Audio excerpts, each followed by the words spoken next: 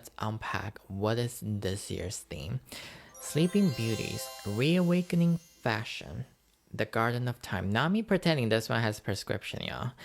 The forthcoming show has not to do with the Brothers Grimm or Disney, but rather the celebration of clothing and fashion so fragile that it cannot ever be worn again, and are thus Sleeping Beauties in the scrupulous archives of the Costume Institute.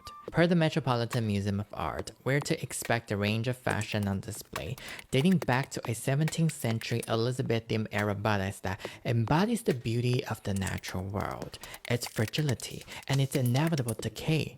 More modern, less delicate pieces imbued with the same spirit as the spotlight fashions will be showcased alongside them and broken up into 3 sub-themes: land, sea, and sky.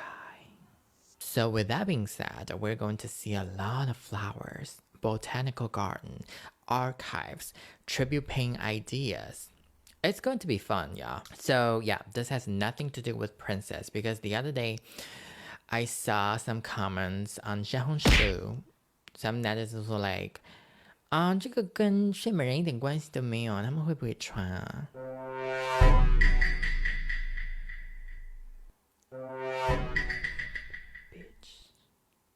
Nicole Kidman in Balenciaga. This dress is a combination of a black swan and a white swan, and I actually saw this on the internet. So basically this dress is an homage to the dress that Cristobal Balenciaga made in 1951, which I really appreciate that. We were not there when Balenciaga was the shit, was the legendary brand, was standing on the top of the fashion pyramid.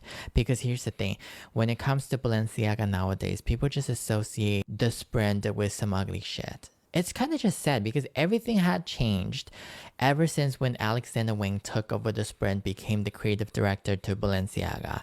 He introduced the sock shoe.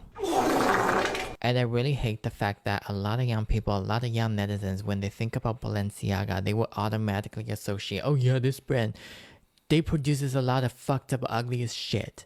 That's not the Balenciaga I know. And it's just gut-wrenching to see brands go like this. That also reminds me of Alexander McQueen. So if you know anything about Alexander McQueen, even just a little bit about this person, you would know that he was talented. He made Lady Gaga. Like, Lady Gaga would not be as famous, as successful as what it is right now without Alexander McQueen. But now, when you bring up Alexander McQueen to people who don't actually know about the fashion history, they will automatically just think about the ugly sneaker.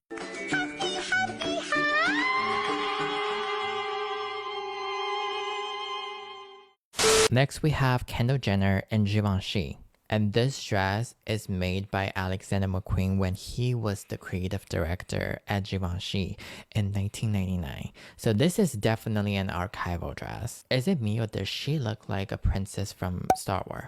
She looks like a princess from some galaxy. Not the fucking Earth, but somewhere. Honestly, I am loving this. She just looks like she doesn't belong to this earth. Lana Del Rey in Alexander McQueen. It's giving swamp witch, and I love how all the thorny branches are kind of just surrounding her. This is actually a tribute that they pay to McQueen's, I would say 2006 or 2007's collection, and to just fit the theme better. Instead of using antlers, they were using branches. Yeah, Miss Lana here, she definitely understood the assignment. She definitely got the memos. Tyler in Belmont. This is absolutely bonkers and creative, innovative. I have never seen shit like this. A dress that is made out of sand. And do you see the handbag? The hourglass, which also has sand in it. So everything from head to toe, she's covering with sand. That is so cool. Wow. This dress is definitely bespoke and disposable. And by the time we're talking right now, the dress is probably already gone. Next, we have Olivier. That is cool. He's actually wearing himself. And why does he remind me of Megan? Oh my god, that's so funny. Isn't it? Emma Chamberlain and John Galliano. To me, she looks like another version of Swamp Witch. And do you see the thorns? that is going around her arms. That looks so cool. Yeah, she's kind of inspiring because I don't know if you ever watch her videos. So she was a YouTuber who did vlogs that had no relations whatsoever about fashion. But for some reason, she just got famous in the fashion industry. She was endorsing Louis Vuitton and now she's wearing John Galliano. What was your secret, Emma? Just being white? Next we have Kim Kardashian and Mason Margiela. It is absolutely breathtaking. No, literally, because I feel suffocating. Look at the fucking corset, Kim. Can you even breathe? You need to take a breather. Let's breathe, Kim. I actually don't have any problem with the dress. I like the silvery flower motifs. I don't know what kind of flowers they are, but they look very crisp and sharp. But can we talk about the pilling cardigan? Do we have to pick that cardigan? Because it really bothers me to see the cardigan is pilling. There's like pilling on them. I don't like it. And can we talk about the hairdo though? Whoever bleached her hair needs to get a death penalty. Girl, you need some PR packages from Kerastase or Moroccan Oil. Like, what the fuck? That looks so fucking dry. Next, we have Ariana Grande and Louis Vuitton. I don't know if you guys can see the holographic reflection on the bodice. That's because the bodice is made from mother of pearl. That's why it looks very hard. I hope it's bulletproof though. I'm okay with the dress. I don't hate it, not my favorite, but one thing about this whole look is she looks malnourished. And it's not her physique per se, because she has always been a petite girl from the get-go, and I would never attack her physique. It's the hairstyle for me. It's the bleached hairstyle. That looks like it's sucking the nutrition out of her. Listen, Ariana, I know you're promoting Wicked, okay? But like, how long do we have to keep this hair color going? Can we switch it up a little bit, maybe? Taylor Lusso and Louis Vuitton. That looks like a mannequin skin or a hardwood floor.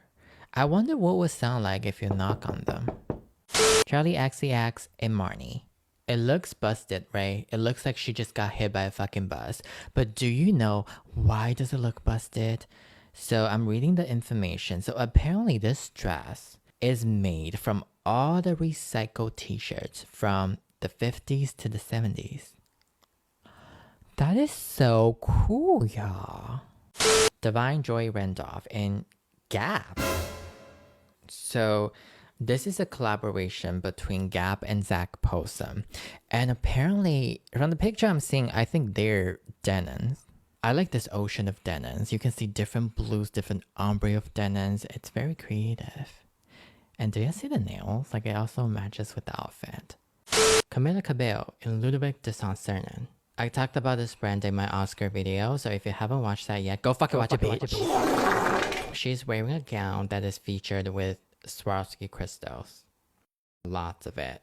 So normally I'll be like, oh my god, love the dress, bling bling, shit like that. But the handbag actually took my attention. It's a block of eyes with a metallic rose in there. I'm just curious, is this an actual bag or just a block of eyes? Yo, this is so campy. Whoever thought of this idea completely fucking killed it. Annihilating. And when it comes to rhinestone Swarovski crystal dresses, I always have a question, like, how do you wash them? Can you even wash them? How do you even clean them? Just